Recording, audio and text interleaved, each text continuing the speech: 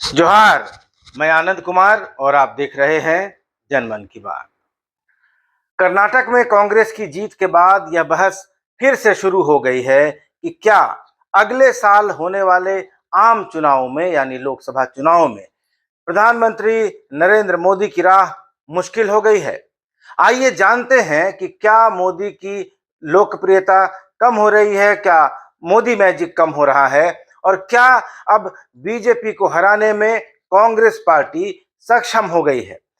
क्या हिंदुत्व कार्ड की धार कमजोर पड़ रही है और क्या अब मोदी के नाम पर राज्यों का चुनाव जीतना बीजेपी के लिए मुश्किल होता जा रहा है, क्योंकि कर्नाटक में यही बात कही जा रही है कि येदियुरप्पा और वासवराज बोम्मई की अलोकप्रियता बीजेपी की हार का सबसे बड़ा कारण बनी। झारखंड में अगले साल विधानसभा के चुनाव होने हैं और इन चुनावों के मद्देनजर बीजेपी की बात करें तो यहां कर्नाटक से भी बुरे हालात हैं। 14 साल के बाद बीजेपी में लौटे बाबूलाल मरांडी अब अपनी आबोताब और विश्वसनीयता यानी क्रेडिबिलिटी खो चुके हैं। धार उनकी मध्यम पड़ गई है, क्योंकि जब भी वे हेमंत सोरेन सरकार पर हमला बोलते हैं तो लोग उनको उन्हीं का बयान याद दिलाने लगते हैं। वो बयान जिसमें उन्होंने कहा था कि वे भाजपा में वापस आने के बदले कुतुब मीनार से कूदना पसंद करेंगे। और रघुवर दास, जो दूसरे सबसे बड़े नेता अभी बीजेपी में हैं झारखंड में, वे इतने अलोकप्रिय हो गए थे कि मुख्यमंत्री रहते ही भाजपा सीधे 43 से 25 सीटों पर आ गई थी चुनाव में, जबकि 14 में से 12 सीटें उसके 6 महीने पहले लोकसभा चुनाव में झारखंड से बीजेपी को मिली थी। और अब रघुवर दास उस लेवल पर, उस स्तर पर सक्रिय भी नहीं है कि ऐसा लगे कि उनके नेतृत्व में चुनाव लड़ा जा सकता है और उस चुनाव में बीजेपी को बहुमत मिल सकता है। बहरहाल झारखंड के चुनाव में अभी काफी समय है। उसके पहले लोकसभा का चुनाव होना है और लोकसभा चुनाव के पहले या लोकसभा चुनाव के साथ 9 राज्यों में विधानसभा के चुनाव होने हैं। तो आइए इस बात को समझ लेते हैं कि कर्नाटक की हार से प्रधानमंत्री नरेंद्र मोदी को कितना नुकसान होगा और विपक्षी एकता कायम करने के प्रयास में निकले बिहार के मुख्यमंत्री नीतीश कुमार के प्रयासों पर क्या असर डालेगा कर्नाटक का यह चुनाव नतीजा। करेंगे इस पर चर्चा, लेकिन पहले चैनल को सब्सक्राइब जरूर कर लीजिए, वीडियोस को लाइक कीजिए, शेयर कीजिए और कमेंट करके बताइए कि वीडियोस पर आपकी राय क्या है। बीबीसी की रिपोर्ट है कि बीजेपी पिछले 9 सालों से केंद्र की सत्ता में है और कर्नाटक विधानसभा चुनाव जीतने के लिए प्रधानमंत्री मोदी ने कोई कोर कसर बाकी नहीं छोड़ी थी। लेकिन मोदी की यह कोशिश रंग नहीं ला सकी। कर्नाटक में कांग्रेस की जीत के साथ ही उसका दावा मजबूत हुआ है कि अगले साल लोकसभा चुनाव में बीजेपी विरोधी खेमे का नेतृत्व, अगुवाई, लीडरशिप वही कर सकता है। बिहार के मुख्यमंत्री नीतीश कुमार भाजपा और कांग्रेस रहित एक तीसरा विकल्प देने के लिए देश भर में घूम रहे हैं। तो क्या कर्नाटक में कांग्रेस की जीत से नीतीश की मुहिम को धक्का लगेगा? यह भी एक विचार करने लायक सवाल है, जिस पर आगे चर्चा करेंगे। आपको बता दूं कि अगले साल लोकसभा चुनाव के पहले 9 राज्यों में विधानसभा के चुनाव होने हैं। इनमें छत्तीसगढ़ और राजस्थान में कांग्रेस की सरकार है और मध्य प्रदेश में बीजेपी की सरकार है, जो उसने कांग्रेस के विधायकों को ही तोड़कर बनाई थी। तो छत्तीसगढ़ और मध्य प्रदेश में इसी साल नवंबर के महीने में चुनाव होने हैं और राजस्थान में 1 महीने बाद दिसंबर में। कहा जा रहा है कि जिस तरह से मध्य प्रदेश का चुनाव बीजेपी के लिए मुश्किल भरा होने वाला है, उसी तरह से कांग्रेस के लिए राजस्थान को बचाए रखने में दिक्कत पेश आ सकती है। इन 3 अहम राज्यों के अलावा मिजो नेशनल फ्रंट का शासन जहां है मिजोरम में, वहां नवंबर में चुनाव होने हैं और तेलंगाना राष्ट्र समिति से भारत राष्ट्र समिति बनाने वाले के चंद्रशेखर राव की अगुवाई वाले तेलंगाना में दिसंबर में चुनाव होगा। यही नहीं, लोकसभा चुनाव के पहले या साथ में आंध्र प्रदेश, अरुणाचल प्रदेश, सिक्किम और ओडिशा में भी विधानसभा के चुनाव हैं। इन राज्यों में अगले साल अप्रैल में चुनाव है और लोकसभा का चुनाव मई महीने में होना है। इसलिए लोकसभा चुनाव के पहले कर्नाटक विधानसभा चुनाव में कांग्रेस की जीत बीजेपी के लिए किसी भी लिहाज से अच्छी खबर नहीं कही जा सकती है। ओडिशा में नवीन पटनायक, आंध्र प्रदेश में जगन मोहन रेड्डी और तेलंगाना में के चंद्रशेखर राव काफी पॉपुलर, काफी लोकप्रिय नेता हैं। इन तीनों ही राज्यों में बीजेपी की कोई असरदार मौजूदगी भी नहीं है। ऐसे में कर्नाटक के बाद इन राज्यों में बीजेपी के लिए उम्मीद की कोई ठोस वजह भी नहीं है। तो क्या इससे मोदी को मुश्किल होगी? आइए इसको समझते हैं। भारत के मतदाता बहुत समझदार हो चुके हैं। वे विधानसभा और लोकसभा चुनाव में जनादेश बिल्कुल अलग अलग तरीके से देते हैं। जैसे इसको देखें तो राजस्थान में 2018 के विधानसभा चुनाव में कांग्रेस को जीत मिली थी, लेकिन 2019 के लोकसभा चुनाव में राजस्थान की 25 में से 24 सीटें बीजेपी ने जीती थी। इसी तरह से मध्य प्रदेश और छत्तीसगढ़ के नतीजे रहे थे। झारखंड की 14 में से 12 सीटें जीतने वाली बीजेपी एनडीए को 6 महीने बाद विधानसभा चुनाव में करारी हार के साथ सत्ता से बेदखल होना पड़ा था। हिंदी पट्टी में लोकसभा और विधानसभा के चुनाव के नतीजे बिल्कुल अलग अलग आ रहे हैं। पिछले कई चुनावों से हम इनको देख रहे हैं, लेकिन आंध्र प्रदेश, उड़ीसा और तेलंगाना के विधानसभा और लोकसभा चुनाव के नतीजे लगभग एक जैसे ही होते हैं। आंध्र प्रदेश की बात करें तो 2019 के विधानसभा चुनाव में जगन मोहन रेड्डी की पार्टी वाईएसआरसीपी को बम्पर जीत मिली थी और लोकसभा चुनाव में भी कुल 25 सीटों में से 22 पर उसी की जीत हुई थी। 3 सीटें टीडीपी के खाते में गई थी। बीजेपी को एक भी सीट नहीं मिली थी। ओडिशा में भी विधानसभा चुनाव में नवीन पटनायक को जीत मिली थी और लोकसभा चुनाव में 21 में से 12 सीटों पर बीजेडी जीता था। तेलंगाना में भी लोकसभा और विधानसभा चुनाव के नतीजे अलग अलग नहीं थे। कर्नाटक में विधानसभा चुनाव जीतकर भी कांग्रेस इस बात से आश्वस्त नहीं हो सकती है कि लोकसभा में भी उसे जीत मिल जाएगी। साल 2013 के कर्नाटक विधानसभा चुनाव में बीजेपी 40 सीटों पर ही सिमट कर रह गई थी, लेकिन 2014 के आम चुनाव में बीजेपी को प्रदेश की 28 में से 17 सीटों पर जीत हासिल हुई थी। वहीं 2019 के लोकसभा चुनाव में भी भारतीय जनता पार्टी 28 में से 25 सीटें जीतने में सफल रही थी।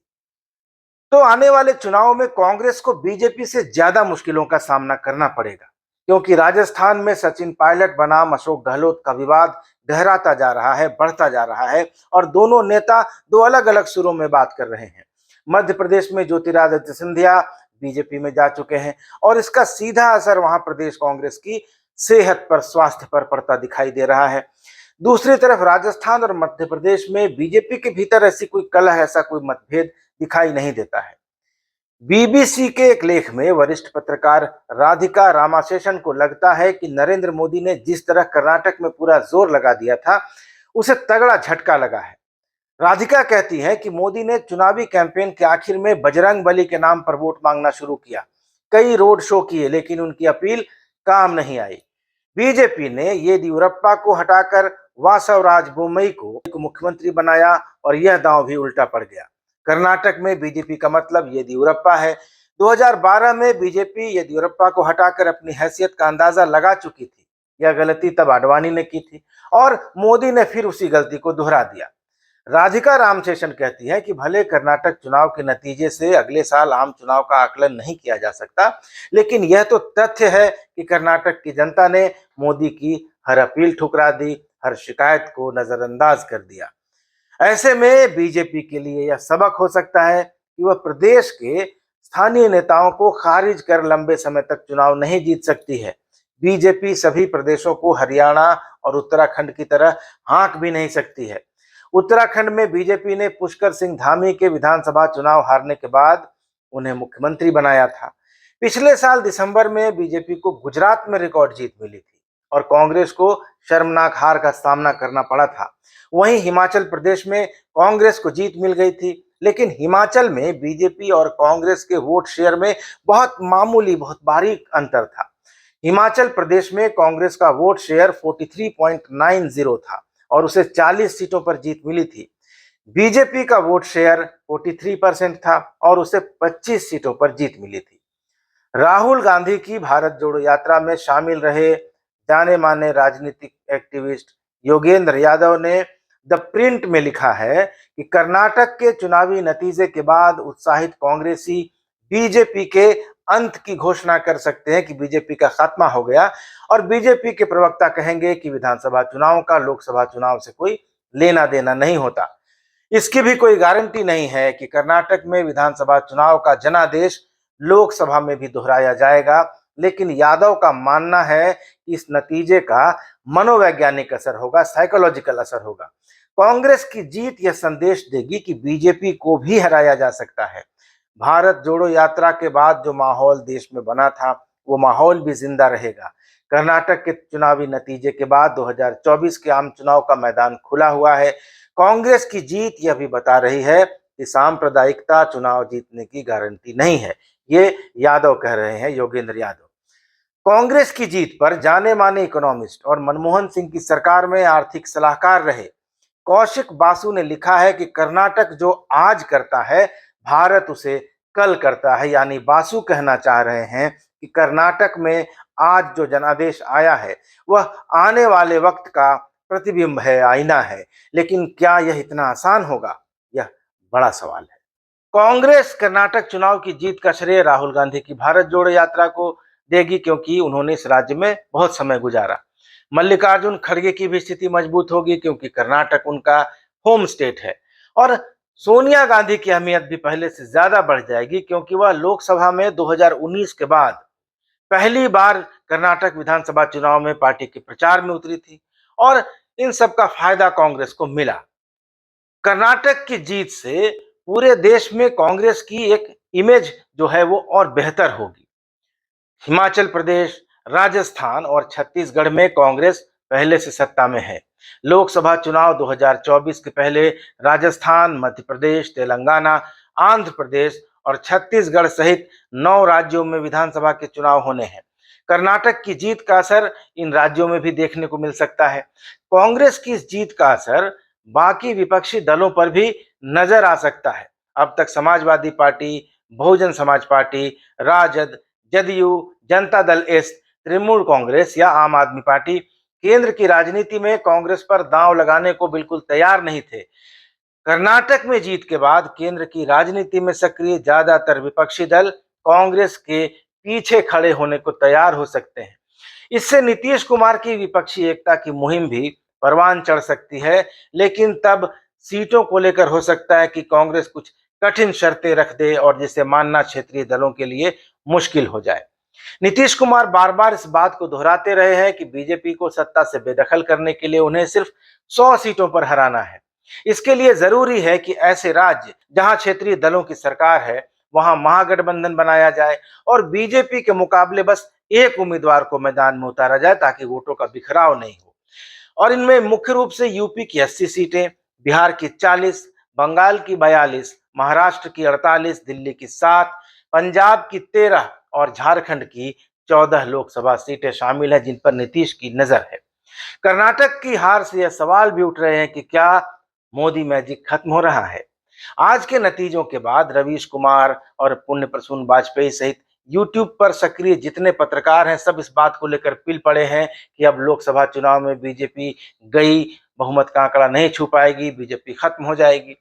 लेकिन इस पर बीबीसी ने वरिष्ठ पत्रकार नीरजा चौधरी को कोट करते हुए लिखा है कि कर्नाटक विधानसभा के चुनावी नतीजों के आधार पर नरेंद्र मोदी की लोकप्रियता को कम करके आंकना जल्दबाजी होगी।